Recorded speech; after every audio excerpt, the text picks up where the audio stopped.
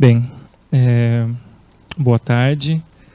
Estou muito feliz de estar aqui presente na segunda jornada, podendo compartilhar das exposições de diversos trabalhos, revendo alguns colegas, amigos, conhecendo novos. Então, estou muito feliz de estar aqui. Gostaria de fazer um comentário? Bem, como o professor Eduardo já encaminhou a apresentação, o que Everton e eu só estamos aqui como expositores, mas é um trabalho em conjunto do projeto Memória Ferroviária, que envolve o conjunto ferroviário de Assis, no estado de São Paulo, correto? Por que preservar? Problemas e desafios.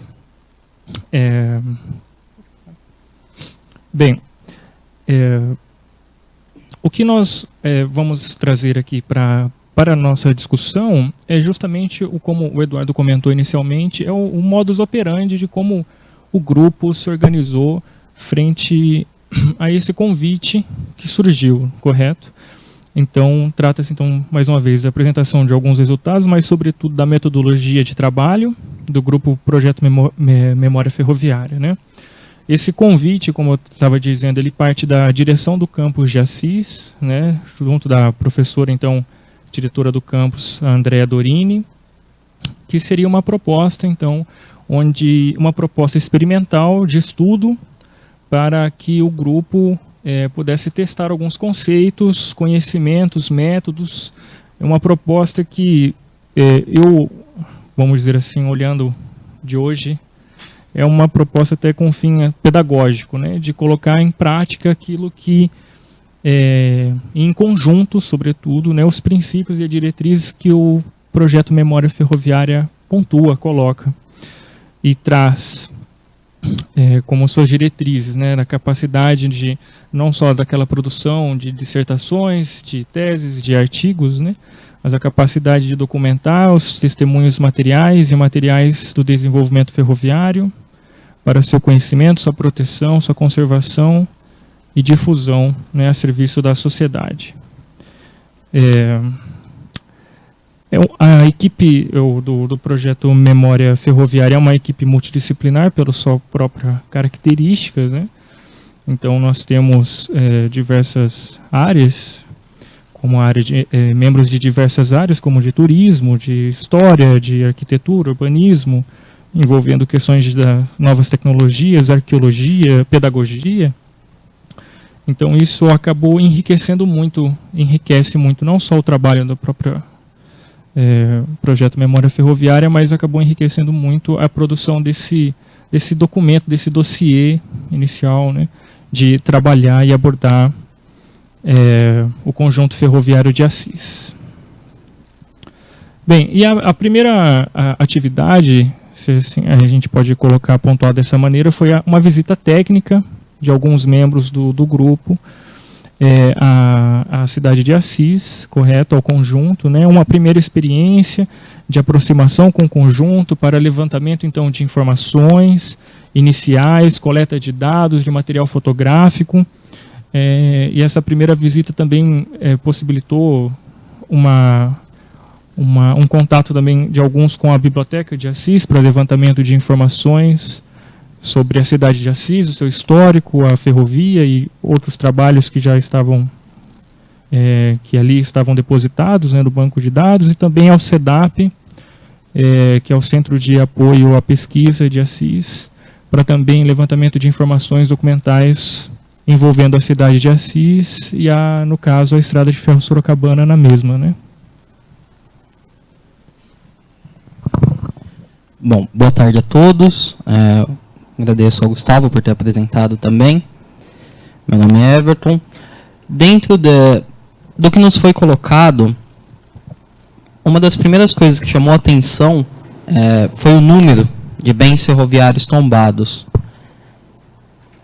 Estado de São Paulo já conta com 42 bens ferroviários tombados. Que diferença faria um novo bem? Por que Assis? O que há de especial em Assis? Então, a partir disso, muito foi colocado das experiências individuais também, que é o propósito do que a gente vem apresentar hoje, como bem colocado, representando um grupo.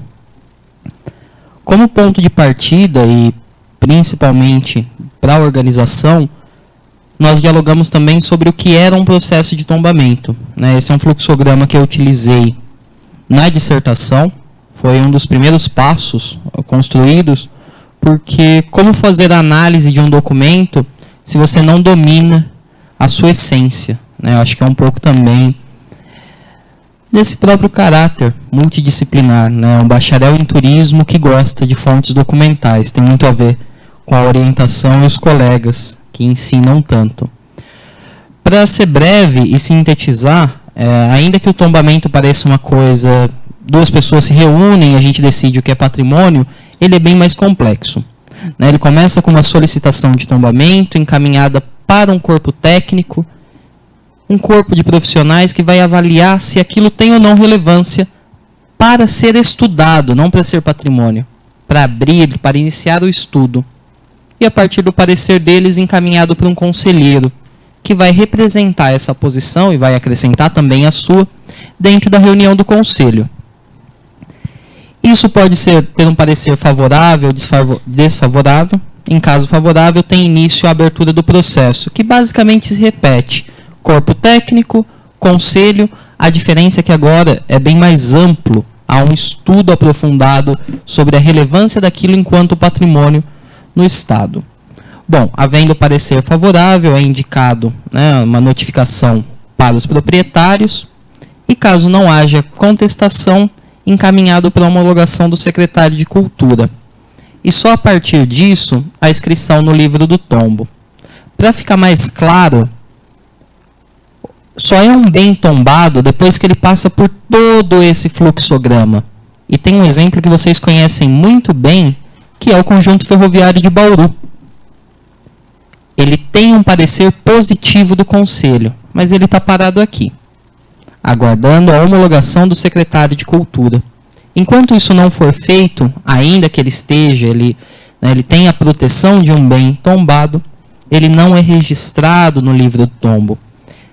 Uma das estações que ficou muito tempo, desde a década de 80 até o final do ano passado, é Santos, que só teve o seu tombamento agora. Ficou aguardando por muito tempo, né, essa homologação do secretário. Para a gente entender onde apareceria o nosso estudo, ele está aqui. É um documento que seria, enquanto uma proposta pedagógica, encaminhado, daria o start de todo esse processo.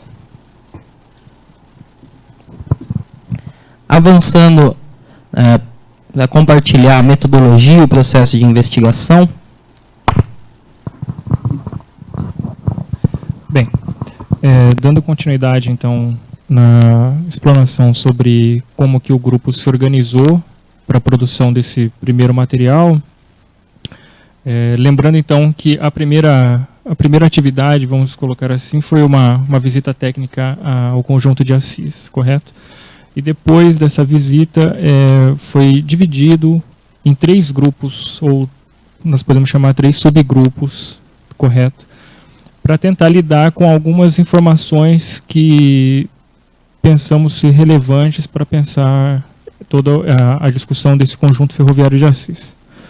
Essa organização e a disposição dos membros, né, dos discentes, no caso, né, os graduados, graduandos, mestrandos, doutorandos, enfim, nesses subgrupos, foi por uma afinidade das pesquisas individual de cada um, correto? E tendo como proposta, então, a produção de um texto inicial sobre esse conjunto ferroviário da cidade de Assis, né? E esse texto inicial teria também como uma proposta, uma circulação de informação entre os membros do grupo, né? Às vezes aquele que não tem uma afinidade, por exemplo, em relação ao mapeamento ou as discussões sobre patrimônio, por exemplo, então poderia circular esse material e aproximar a todos a discussão que estava sendo elaborada. Então, foi pensado e organizado então em 3 subgrupos, né? Vamos colocar como grupo 1 o grupo histórico e de aspectos temporais, o grupo 2, que é o grupo de categorias patrimoniais e valores culturais e industriais, e o terceiro, que são os aspectos espaciais de identificação e proteção dos bens ferroviários, né? Então, em resumo, o que Everton e eu resolvemos colocar como destaque de levantamento de informação que esses grupos se propuseram e realizaram, está então, por exemplo, no caso do grupo 1, né, o grupo histórico e aspectos temporais, né, o levantamento então de dados históricos da cidade de Assis, correto? Desde dados de sua formação, seu envolvimento econômico, de produção econômica, o próprio histórico da Estrada de Ferro Sorocabana, no caso, que é a companhia, né,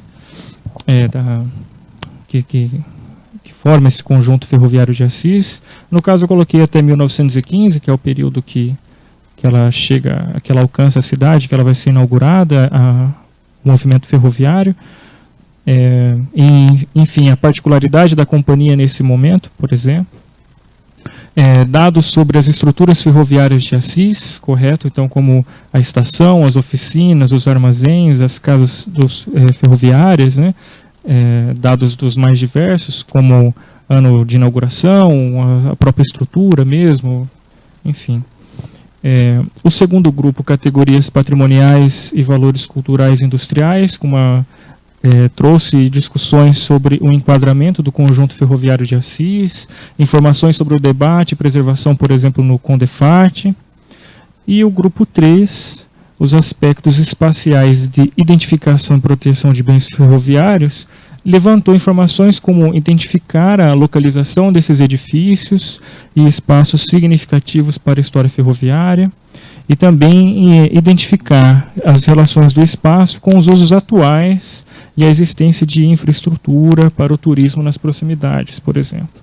Então, o objetivo desse texto inicial, dessa primeira atividade, vamos colocar assim, para conhecimento propriamente dito desse conjunto, e que poderia nortear, colocar e criar diretrizes para que esse material fosse então produzido.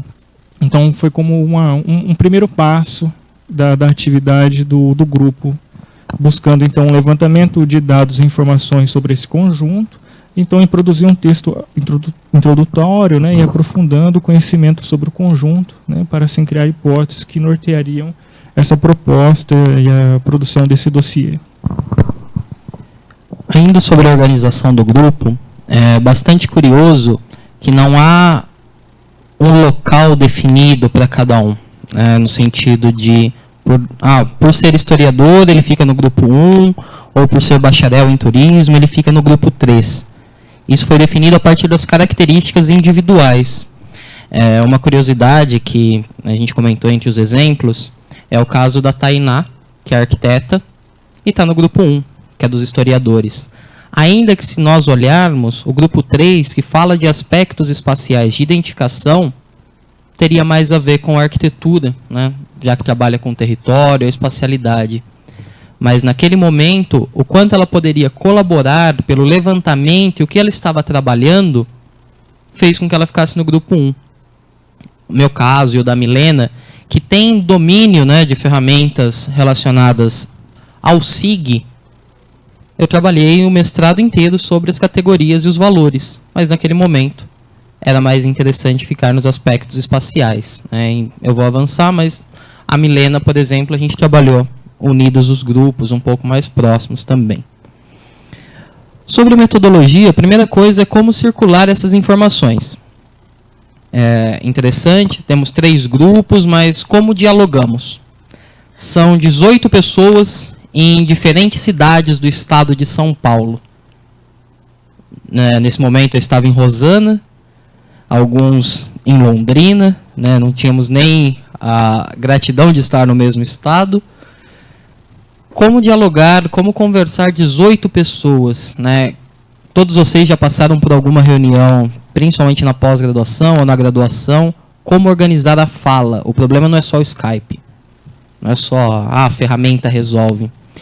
Então, o comprometimento de todos foi muito necessário, né? Eu acho que como garantir essa fala é o tempo e a concentração dos representantes. Houve um respeito muito grande. Eu sei que nós temos uma ânsia gigante de falar, falar, falar e falar. Mas se o primeiro fala muito, adivinha o que acontece com o último? Ele não fala, ele não expõe o que estava sendo pensado. Então foi um pouco rígido da minha parte, essa primeira reunião eu que controlei. 5 minutos de fala para o grupo. E desligamos o Skype por outros 5 minutos. Conversem entre vocês, com o seu grupo. Tragam as considerações que são gerais. Se nós perdemos tempo com aquilo que é extremamente particular, ou que é uma ânsia só minha, esse trabalho não avança. Então, para que fosse possível, foi necessário o respeito de todos, né, a confiança no trabalho, e que a gente deixasse esse particular, deixasse aquilo que interfere na minha pesquisa, que é o que eu domino, mas o que dialoga com o meu colega. Como que eu consigo conversar com ele? Como que é relevante isso daí? É uma foto da chamada, que o número me chamou bastante atenção, tivemos outros. Né, e o Lucas, para os que não conheciam, estava aqui também, como uma voz holográfica até aquele momento. A visita técnica teve papel fundamental. Ela vai influenciar em parte das metodologias, um pouco do que o Evandro comenta também. E ela parte de como compatibilizar os interesses das diferentes áreas. Né? Nós temos arqueólogos, arquitetos e urbanistas, historiadores, pedagogos e bacharéis em turismo. Como organizar os interesses de todos em uma visita? Foi muito importante as experiências anteriores. Né? Nós começamos exercícios em Campinas, fizemos Mairink também. Eu vou destacar a jornada anterior, a visita em Bauru, que já nasceu nessa proposta multidisciplinar, onde trabalhamos eu, a Priscila e a Rafaela, trazendo os nossos objetos de pesquisa e tentando trazer questões mais amplas. Né? Então, fomos verificar, pelo menos, não era uma leitura, mas era conhecer a disponibilidade de fontes documentais. Estivemos também em Mairink, né, nesse momento acompanhado da Maribel, uma especialista em paisagem. Então é um pouco do que a professora Cristina falava, daquele sonho do workshop, onde paramos e trabalhamos. Aos poucos, ainda com a sua simplicidade, nós começamos a trabalhar ele. Né? E no último, eu, a Priscila e a Rafaela, que terminaram recentemente o mestrado aqui, em São Paulo, numa visita técnica do projeto na CPTM.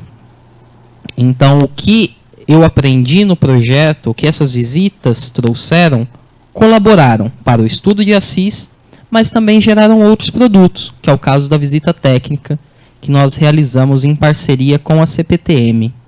No fundo, é trazer questões que estão além do seu próprio problema. O que é a preocupação? Todos aqui têm interesse pelo patrimônio, para além da sua área de formação. Qual é a pergunta que te move?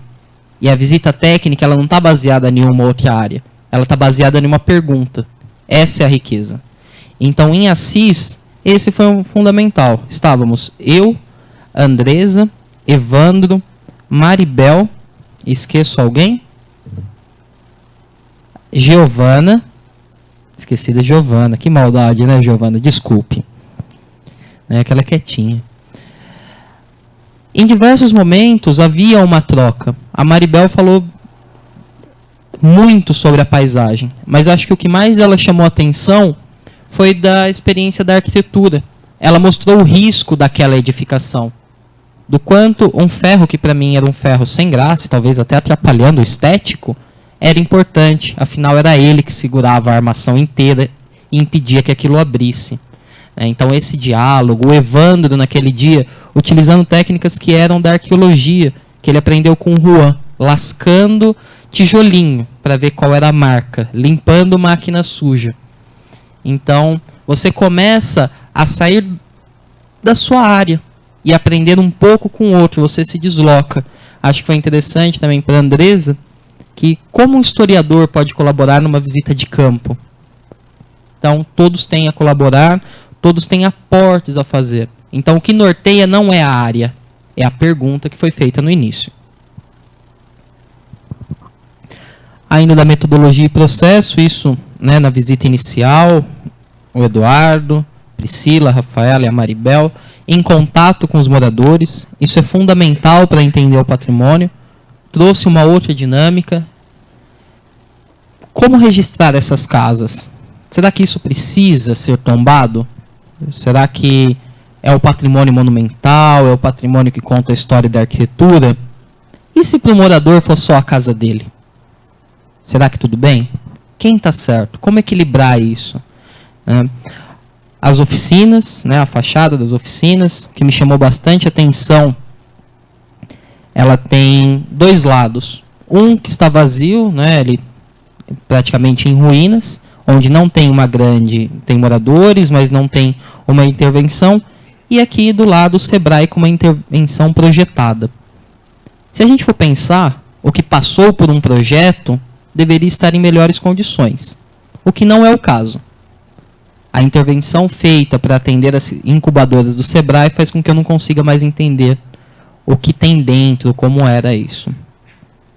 E como último elemento de destaque da visita técnica, isso é um lavador de trens. Está dentro desse conjunto. É uma estrutura isolada. Como descobrir qual que era a relevância disso? Ela é exatamente igual a outros que tem na Barra Funda. Então é uma arquitetura que também, uma edificação funcional que se repete. Eu acho que, apesar de simples, foi o meu momento de descoberta também. De saber que aquela edificação, ainda que eu não fazia ideia de como ela estava em Assis, era um lavador de trens pela repetição. Então a minha experiência em outros conjuntos me ajudava a entender também aquele. Entre os exemplos, um exemplo de trabalho multidisciplinar e a questão de como gerir as opiniões contrárias. Como que eu dialogo? Quem está certo, se não é o orientador que está gerindo? Se a decisão não é do Eduardo, quem decide? Será que precisa alguém falar mais alto? Vai por título? Eu sou doutorando, então que o graduando falar vem em segundo plano? A questão aqui é argumento. Quer trabalhar multidisciplinarmente? Guarda o título, guarda o seu diploma e argumenta. Como gerimos as opiniões contrárias? Dialogando. Foi fácil? Hoje é. Hoje é extremamente tranquilo falar disso. Um dos primeiros que eu gosto de chamar a atenção é a questão dos conjuntos ferroviários, dentro já do que proteger e opiniões contrárias, o conjunto ferroviário contra as oficinas. Dada a sua experiência, a Tainá tinha muito a colaborar com a história das oficinas. Era quem mais tinha material. Porém, proteger a oficina isolado era contrário ao que nós acreditávamos. Era contrário ao que o grupo da Milena tinha identificado. Que um tombamento de conjunto era mais relevante. E esse diálogo foi longe. Porque era relevante a arquitetura, acho que ela vai ter muito ainda para contar no seu mestrado, foi bem interessante. Como trabalhar isso? Mas como não menosprezar o conjunto? Aquela estação que não é tão relevante frente às outras, e aquele monte de casa que eu não sabia o que fazer, todo o grupo. Então, é a partir desse diálogo. E nós vimos uma situação muito particular.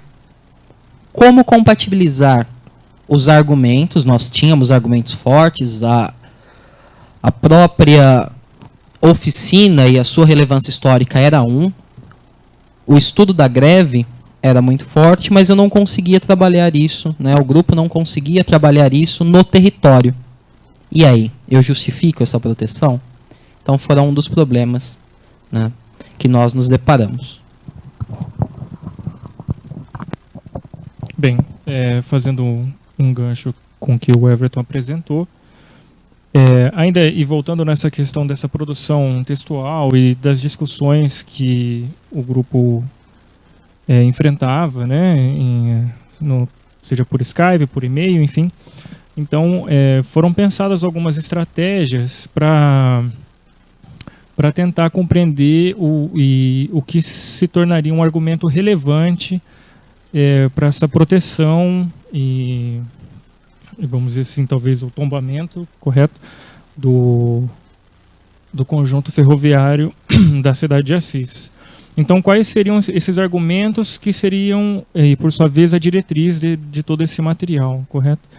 E, bem, algumas estratégias foram pensadas inicialmente, né? Alguns argumentos foram apresentados que poderiam, então, nortear esse texto, esse trabalho.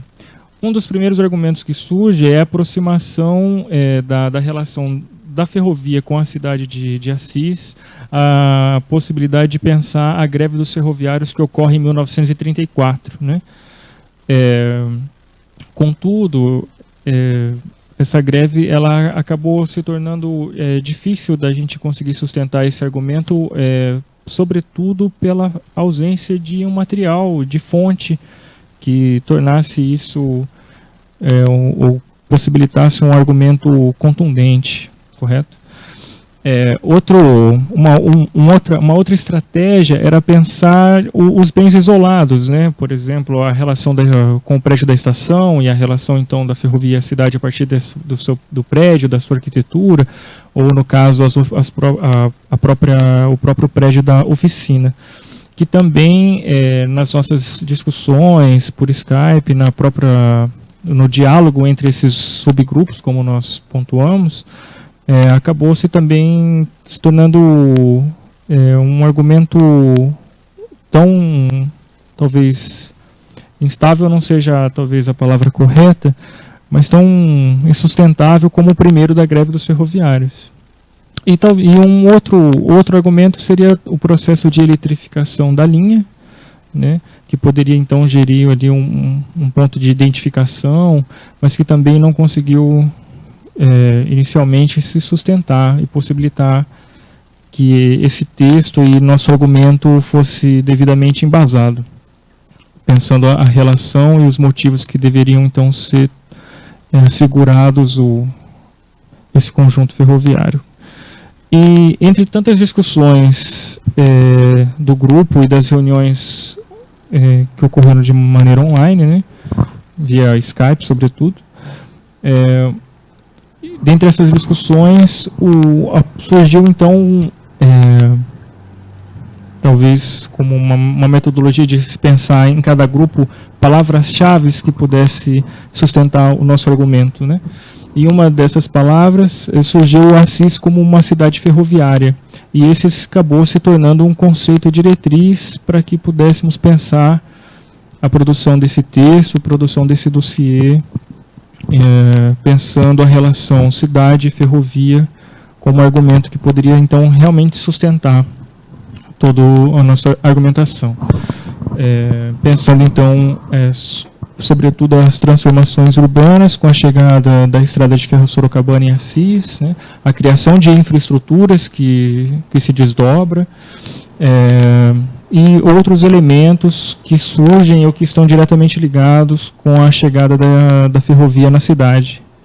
Né? E eu coloquei, por exemplo, o elemento da Avenida Rui Barbosa, né, inicialmente chamada da Avenida da Rua da Estação, né, que faria a ligação do ponto da igreja até a estação da Sorocabana na cidade, né? Até uma mudança de eixo, de foco de desenvolvimento, né? Onde o entorno da igreja, da matriz, era o ponto de desenvolvimento e podemos colocar desenvolvimento urbano e econômico, comercial da cidade, e ela passa também a ser presente em torno da estação ferroviária. E outros elementos também que possibilitam essa aproximação e que possibilitava ver a identificação da ferrovia com a cidade, como por exemplo em frente à estação, a praça que é denominada Praça Arlindo Luz, né, em homenagem a um dos diretores da companhia Sorocabana, por exemplo. Então são elementos, e acabou se tornando um argumento que sustentou toda a nossa discussão e possibilitou assim a criação e a produção desse texto em conjunto e dessa discussão em conjunto. Bom, nos deparamos, feito esse primeiro texto, de como apresentar os resultados. Nós tínhamos muito material, principalmente o grupo de história, muita questão escrita com as fontes, trazendo esses argumentos, mas como transformar isso, levar isso para o território, que é uma das coisas que estava com o meu grupo, e além disso, como apresentar, qual que era o produto final. Então nós tivemos por base as resoluções de tombamento do CONDEFAT, onde ela apresenta quais são os motivos que elegem, que poderiam elevar esse conjunto, e um mapa que eu já mostro para vocês. Esse é o exemplo da área envoltória na cidade de Jundiaí.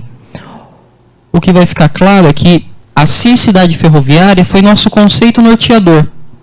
Não era mais uma estação, ou mais um elemento ferroviário que contaria a história da ocupação e do café, como aqueles outros 42 que nós já temos. É uma questão nova. Eu não estou falando da ferrovia em si e das ocupações econômicas. Eu estou falando da ferrovia como um vetor de transformação da cidade. Ainda que isso esteja presente no discurso, nenhuma das proteções se propôs a isso. E foi o nosso conceito norteador em Assis. A partir disso, nós reduzimos os grupos e passamos a trabalhar com espaço e tempo. O grupo 1, que trabalhava com a história, permaneceu com o tempo, e os grupos de 2 e 3, que eram conjunto e análise espacial, passaram a trabalhar com o espaço. Fizemos uma proposta de bens protegidos, eu vou mostrar o mapa em melhor qualidade, maior, uma área envoltória e aproveitando também sobre os usos do entorno, que foi o pessoal do laboratório de Rosana, ajudou bastante. Entre os elementos, aqui estão os elementos, acho que dá para enxergar, dá, melhor que no computador. Bom, esse é o conjunto, o que nós determinamos. Notem que na proposta, a ferrovia, o trilho está em destaque. Utilizamos o trilho como um vetor desse espaço e a partir dele os elementos. Então aqui no 1 está a estação ferroviária e nós temos no 5 as oficinas de locomotivas, que são 2 elementos principais. Mas buscamos identificar o todo. Ou seja, não é uma oficina importante ou uma estação destacada no estado de São Paulo, mas como estes elementos em conjunto dialogam. E me conta aquilo que eu propus no início, Assis, cidade ferroviária.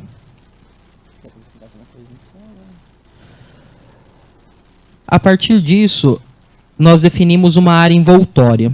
Até a década de 80, os tombamentos mais recentes que vão mudar, relacionado aos bens ferroviários, você tem uma área envoltória em metros. Antigamente 300 metros a partir daquilo que foi definido. Como que eu faço isso com um conjunto? É gigante. O que vai acontecer se eu propor 300 metros aí? Eu congelo a cidade de Assis inteira. Eu preciso disso? Como que eu protejo esses elementos sem atrapalhar o urbano? Nós fizemos uma área envoltória a partir das quadrículas. O professor Nilson Girardello vai falar sobre o desenvolvimento das cidades no estado de São Paulo e falar sobre esse traçado ortogonal.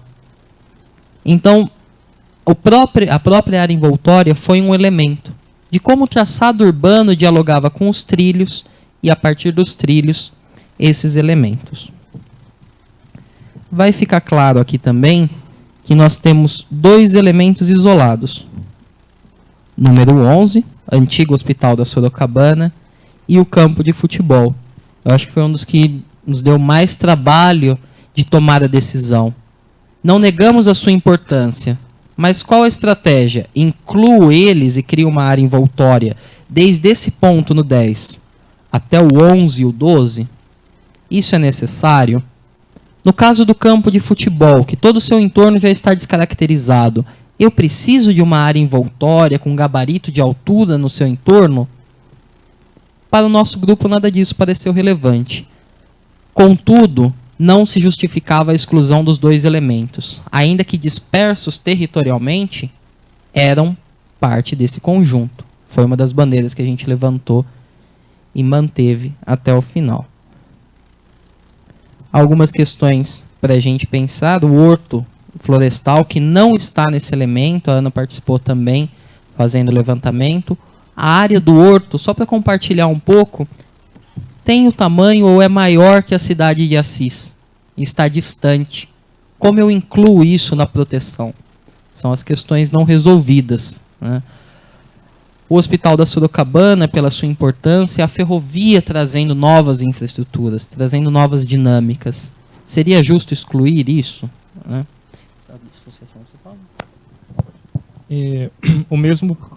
A mesma questão que foi colocada é também a Associação Atlética Ferroviária de Assis, né? Como muitas cidades do interior paulista, desse ponto de interação entre ferrovia e cidade é justamente também a criação de clubes, de times de futebol, de associações, né? Então também como pensar em inserir essa associação que também, e o seu campo que fica distante do que desse primeiro conjunto, né? Então como a gente poderia inserir eles, e também nas nossas discussões optamos então por deixar por um segundo momento esses espaços, né, como o hospital, o horto e a associação. Aí, enquanto considerações, né, o que ficou claro, e isso uma experiência particular, é que é um tanto fácil criticar a construção de um processo de tombamento, criticar o técnico, numa leitura no meu escritório, na biblioteca, de, nossa, como ele não considerou esse elemento, ou como ele tomou essa decisão. E ainda que em uma situação muito controlada, os nossos interesses particulares reproduziram também as disputas pelo patrimônio. Ainda que estivéssemos trabalhando entre amigos, e assim eu posso dizer, em alguns momentos as áreas falavam sim mais alto. Como eu trago e como eu dialogo isso? Então, se nesse ambiente controlado havia alguma disputa, imaginem numa reunião de conselho. E ali nós só falávamos de disputas teóricas, né? A gente sabe muito bem que a disputa pela propriedade, o interesse do patrimônio. O que eu posso dizer da minha experiência, já retorno a palavra para o Gustavo poder falar sobre a dele também, é que se em um ambiente controlado dá trabalho, imaginem fora dele, né? E que esse trabalho multidisciplinar vale a pena. Não é fácil, mas ele te joga ele eleva o seu trabalho. Pesquisar sozinho é tranquilo. Eu respondo, eu erro sozinho, eu arco com as consequências. E eu não estou dialogando só com pessoas da minha área. É trabalhar com fontes documentais e deixar os colegas historiadores lerem. Eu apanhei um pouquinho em alguns momentos, mas é sempre interessante. É dialogar com arquitetos. É falar de espaço com arquitetos. O trabalho multidisciplinar permite que o seu trabalho seja constantemente revisado e avaliado. Não só a partir de um ponto de vista, da sua área e da sua zona de conforto. Passo para o Gustavo fazer as considerações finais dele. Bem, para mim, no caso, a experiência foi de pensar todas essas questões, foi muito produtiva, porque seja talvez devido ao movimento que eu acabei tomando pela minha pesquisa, pelos trabalho de uma maneira individual, acabei me distanciando um pouco dessas discussões sobre patrimônio, então isso acabou sendo bem enriquecedor e, sobretudo, trabalhar em grupo, e penso que é justamente essa a proposta do PMF, né? Então isso foi muito, muito gratificante, né? E essa exposição também, quando Everton e eu quando conversamos, às vezes ela pode ter ficado um pouco desconexa, né? Por exemplo, porque as estratégias iniciais estão no meio da apresentação e não no início, mas é justamente porque foram assim que elas foram aparecendo e surgindo, e foi dessa maneira que o grupo foi se organizando, discutindo para ir chegando num resultado final, né? Então, quando nós preparamos, nós retomamos todos os e-mails, todas as caixas de diálogo, para que pudesse deixar justamente essa mesma experiência, né, de como ela foi construída no correr das reuniões, né, entre outubro a janeiro. deste ano, né, no caso. É isso, obrigado.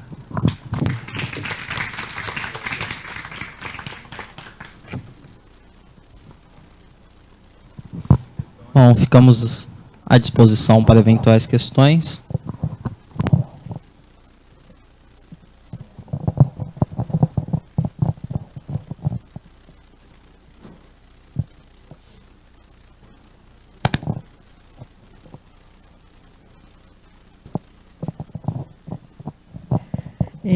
Só para provocar os dois, não sei se vocês conhecem o trabalho da Bárbara Mota, que fez um trabalho sobre Assis. Vocês conhecem o trabalho dela? Ela fez exatamente isso, ela foi tentando costurar a importância da ferrovia em relação à cidade, porque era a única questão, aliás, são as questões que normalmente eu trato nos trabalhos, então era a única questão que a gente via como... O Eduardo participou da banca, inclusive, né? Que era um pouco isso, né? Essa ideia de mostrar como a ferrovia foi responsável praticamente pela fisionomia de Assis, né, num determinado momento, que se desdobrou e entrou numa discussão de modernidade a partir da ferrovia, né? Então, acho que, não sei se vocês dialogaram com o trabalho, mas a gente fez um levantamento a respeito disso, dessa história da relação da cidade com a ferrovia já. Não sei. Eu queria entender qual que é a questão nova nesse sentido. Sim. Tá. Bom, sim, o trabalho da Bárbara é conhecido, ele é uma das referências, principalmente no que diz respeito à identificação dos bens. A novidade, ainda que haja uma construção do trabalho da Bárbara para Assis, a cidade ferroviária, foi exatamente transferir esses conceitos, e que ela muito bem trabalha, adequado às ferramentas de tombamento e adequado a uma proposta. Trazer... Ela não propõe tombamento. A gente não propõe tombamento. Exato. Na verdade, a gente discute exatamente que não é o tombamento o que vai resolver.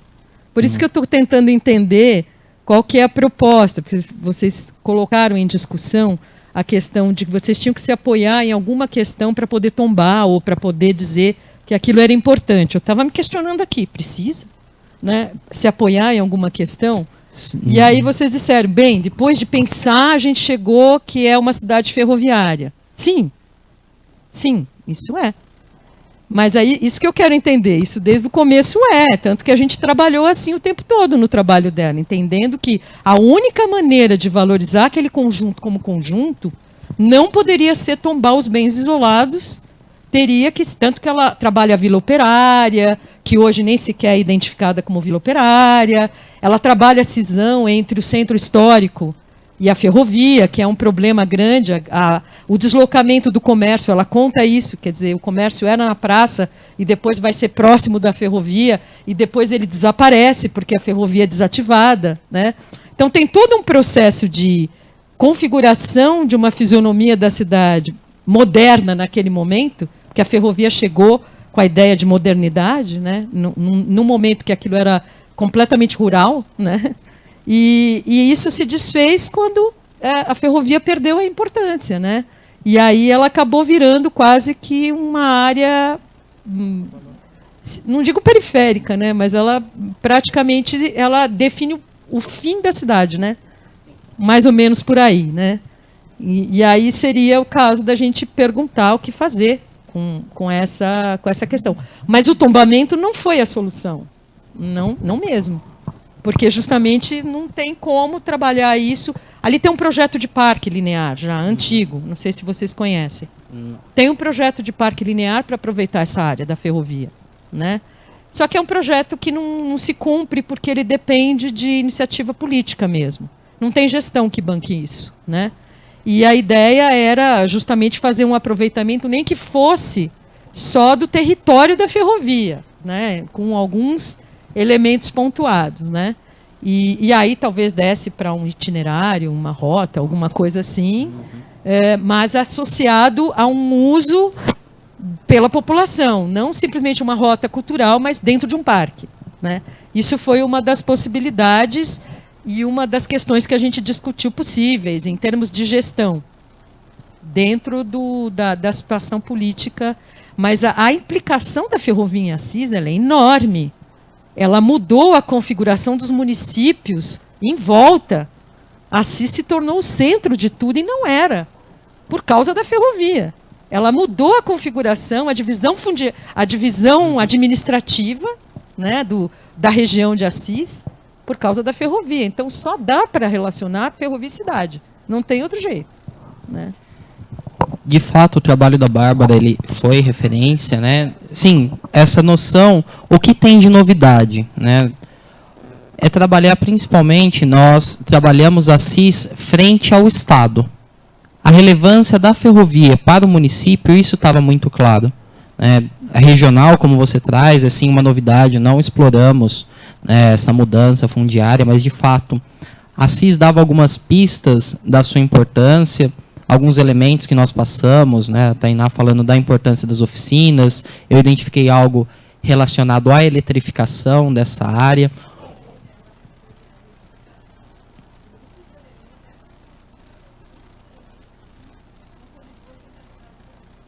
A eletrificação, exato, trazendo, e ela terminava justamente em Assis. Qual é a novidade desse trabalho? Primeiro, a novidade dele, não só enquanto argumento, mas ele frente a tudo que nós já temos de patrimônio ferroviário no Estado. Nós temos uma imensidão de bens falando da ocupação café e ferrovia. Ninguém que tenha trabalhado esse urbano. Foi o que a gente trouxe para Assis. E avançamos em mais algumas questões de como trabalhar isso. Eu conseguia trabalhar. A oficina ficou muito claro para mim que sozinha se justificava. Mas será que eu preciso de mais um bem ferroviário? Então a relação dessa oficina com a estação foi um dos pontos que a gente mais destacou. Outra novidade também, a proteção, a forma que isso está. Para aqueles que já viram os processos de tombamentos, que não viram, eu recomendo que consultem pelo menos um ou dois, verão que o trilho é algo completamente sem importância. Então ele faz uma área envoltória, mas o trilho é uma das primeiras coisas descartadas. E foi um dos elementos que nós nos pautamos para fazer essa definição.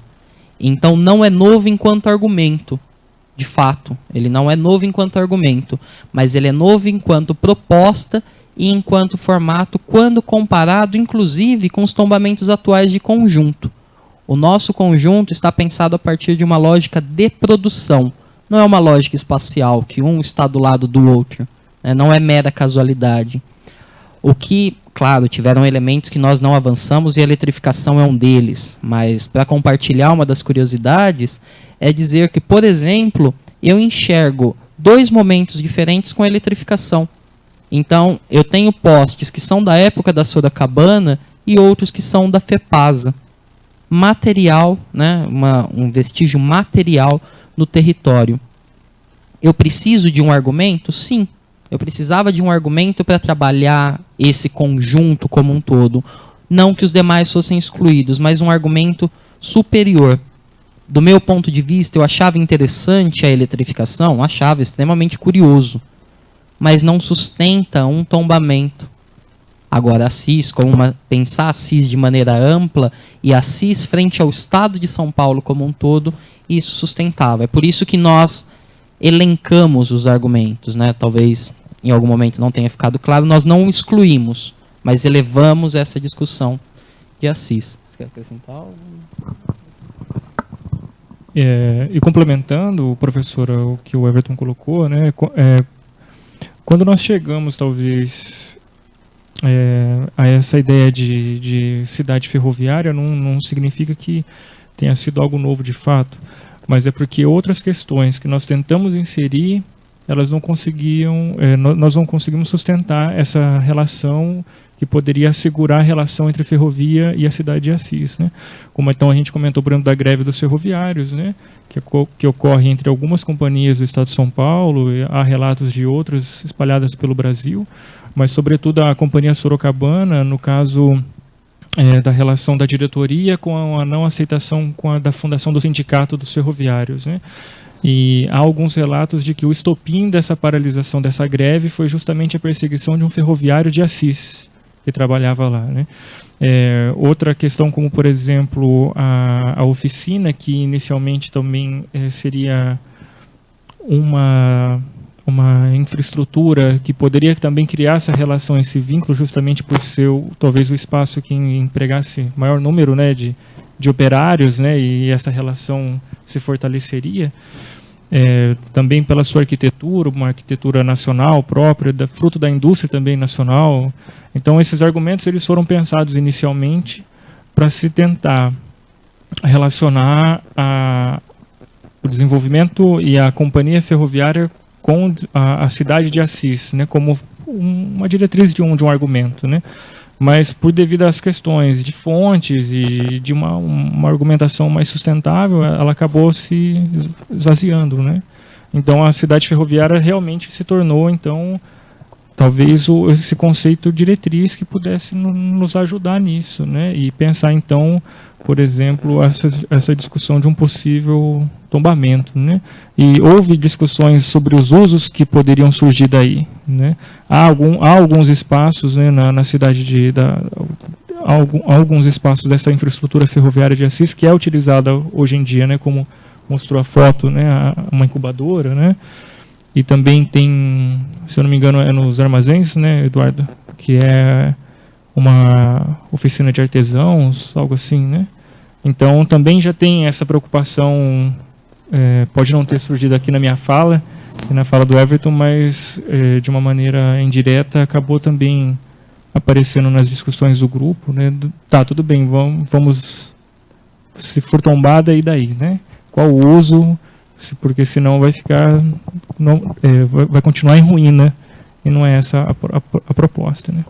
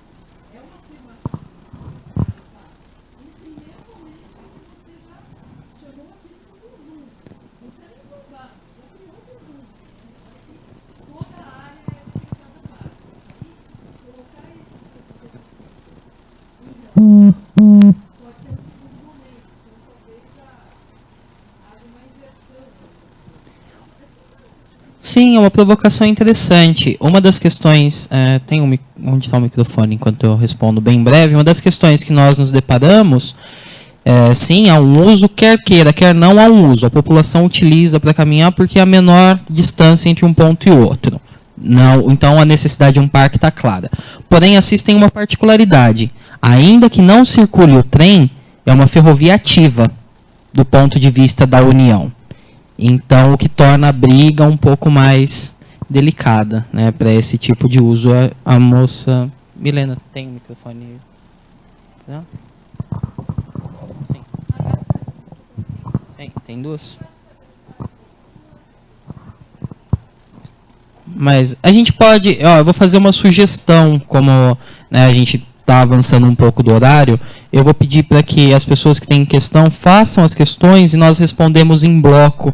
A gente tem um horário para devolver a sala, então de vez responder uma de cada vez, a gente atende a todos, mas responde em bloco. Tudo bem, Tainá? Tudo bem, Milena? Ok. O Luiz também. Oi, boa tarde. Meu nome é Carla, eu também fiz parte do programa aqui de pós-graduação, defendi minha dissertação há 22 dias, e também foi sobre patrimônio ferroviário. Na verdade, foi sobre paisagem ferroviária. Eu fiz uma comparação, né, entre a construção da paisagem em Bauru e em Campo Grande, porque o meu foco era noroeste do Brasil. surgiram duas questões até. Uma, eu até tive que recorrer ao trabalho do Everton, que me salvou no final, aquele quadro que você apresentou com todo o processo do tombamento. Então, assim, a minha dúvida ainda permanece, na verdade, mais uma confirmação. Eu vi o processo de tombamento do Condefat, da ferrovia aqui do complexo de Bauru, e sim, o processo está parado para assinatura do secretário. Eu, na época, acabei não considerando o processo finalizado, embora tenha havido uma reunião onde foi decidida a aprovação do complexo. Ok. Segundo, eu achei muito interessante, muito legal a leitura que vocês tiveram do tombamento como um complexo e não edifícios isolados. No caso de Bauru, o tombamento municipal que teve foi dos edifícios isolados e já em Campo Grande foi do complexo ferroviário nos 3 níveis, municipal, estadual e federal, que é uma coisa até rara no Brasil. Só tem 2 casos, um em Campo Grande e um em São João del Rei. No caso da paisagem ferroviária, percebe-se que o tombamento não é o único instrumento, mas é um instrumento muito importante, sim, para a preservação desta paisagem. E até no caso que eu estudei, só para complementar, o tombamento não é o principal instrumento, mas sim a memória que permeia a questão da identidade dos usuários. Isso seguramente faz o patrimônio se manter. Mas a minha dúvida, na verdade, é essa, a questão do tombamento, do processo de tombamento de Bauru.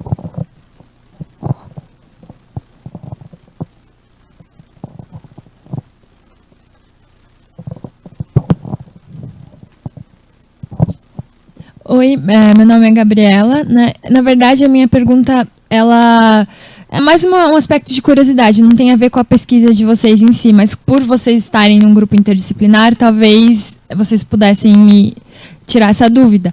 Que é mais no seguinte sentido, assim, quando eu ouço falar do aspecto da ferrovia como uma coisa do passado, me deixa triste, porque para mim o sistema ferroviário em si, ele deveria ser o futuro, no sentido que, por vários motivos, ele é 1000 vezes melhor do que a rodovia. E eu queria saber se, dentro dessas questões, vocês lidaram ou sabem. Eu sei que assim, é uma utopia, tem todo um contexto político, enfim, envolvido, mas se vocês sabem de iniciativas ou se vocês entrarem em contato com pessoas que também pensam na questão da ferrovia, não só como preservar para a questão histórica, mas de pensar na ferrovia como um transporte futuro, se vocês tiverem contato, se vocês sabem da existência disso, ou se não, a ferrovia é realmente vista como uma coisa, passado, acabou, já era, agora a rodovia. É isso que eu queria saber. Temos mais alguma pergunta para responder em bloco? Não? Quer começar? Pode. Bom, primeiro, parabéns pela defesa. A gente sabe que são 2 anos, né, bem complicados. E são 2 casos bem interessantes. Sobre a sua curiosidade, se o processo está finalizado, não. Enquanto não tem a assinatura do secretário de Cultura, não está finalizado, não é um bem tombado. Por outro lado, ele está protegido. Ou seja, enquanto não houver uma decisão, ele tem as mesmas proteções que um bem tombado. Não pode colocar a mão. Então, ou seja, qualquer problema nele, né, digamos, uma intervenção agressiva, é passível de punição. Tá? Ele não está tombado, porém, ele não pode ser descaracterizado, pois a situação não está resolvida. Né? O último andamento que eu vi de Bauru era no meio do ano e ainda é buscando. Né? Só um comentário breve sobre o que você falou também do instrumento de paisagem. O grupo tem trabalhado, principalmente a Ana voltou recentemente, né, trabalhando com a Maribel, acho que vale trocar algumas figurinhas, conversar um pouco, e são ferramentas interessantes, sim. Com relação à pergunta da Gabriela, ferrovia, se é passado ou futuro, bom, eu também me perguntei bastante. Se você pega os textos, é sempre uma ferrovia que terminou, uma ferrovia saudosa e que é como se não tivesse trem em lugar nenhum, né? mal sabem, né, essas pessoas, que em São José do Rio Preto você fica horas aguardando o trem passar para atravessar, mas se acabou porque tem tanto. Sim, existem iniciativas para o futuro, você tem projetos logísticos acontecendo, e nós buscamos trabalhar na CPTM, na visita técnica que eu mencionei, não uma ferrovia que terminou, uma ferrovia do passado, mas trabalhar a história no cotidiano. Então, como o passado e o presente se mesclam, como essa tecnologia está presente, aquele trem que a pessoa anda diariamente e dialoga com as estações que são tombadas. Então, trazendo isso, não é a ferrovia que terminou. É óbvio, o país tem, sim, déficits logísticos, não é toda ferrovia que é aproveitada, mas eu não posso falar em uma ferrovia que terminou morando em São Paulo e vendo o Porto de Santos. A gente não tem espaço. A ferrovia tem um gargalo imenso, que é a chegada do Porto de Santos, pelas duas ferrovias. Então tem iniciativas, e principalmente no Porto.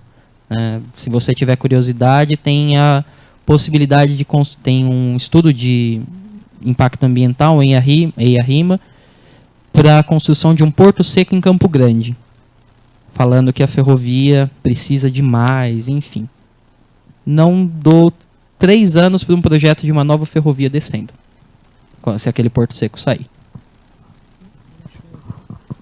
Bem, acredito que o Everton tenha respondido a sua questão. Eu acredito que é uma questão bem difícil, visto que a cada 4 anos sempre surgem novas propostas de construção ferroviária pelos políticos, né? Mas, como o Everton comentou, a ferrovia ela é presente hoje, talvez não como se espera, ou como um dia talvez se acreditou que ela poderia ser, né? A força que ela poderia ter. Mas, de toda forma, ela existe, né? Sobretudo por concessões, né? A LL, por exemplo, entre outras empresas, né?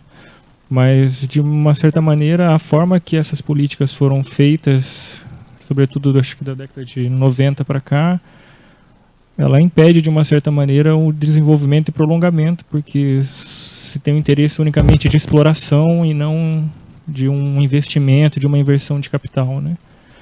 Mas... E talvez, às vezes, quando eu agora falando, né, por mim, mas às vezes quando nos deparamos com alguns relatos de às vezes uma ferrovia que ela talvez nem chegou a existir da maneira como é retratada pela memória, sabe? Mas que ela existe, ela não deixou de existir. É que o governo federal e as outras instâncias, ela vai se movimentando e vai privatizando, vai abrindo concessões, né? Talvez não do modelo que talvez nos agradássemos assim de uma maneira plena, né? Eu tinha visto há um tempo atrás os dados, por exemplo, de transporte no Paraná, né, onde, por exemplo, em torno acho que de 30% ou 35% da produção agrícola é transportada pelas ferrovias, né? Poderia ser mais, com certeza, evitaria uma série de outras questões, né? Então, há um projeto da ferrovia Pé Vermelho, por exemplo, que ligaria Londrina, Maringá, Arapongas, falando do Paraná, né? Mas são projetos que são difíceis de sair do papel, né? A própria Norte e Sul mesmo é uma construção há décadas que vem existindo, construindo aos pouquinhos, né? Com muita dificuldade, mas que ela não deixa de ser presente, mas talvez não do jeito que gostaríamos que fosse, né?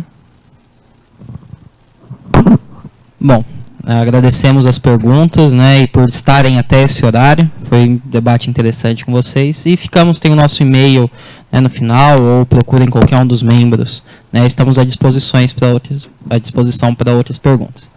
Obrigado e boa noite.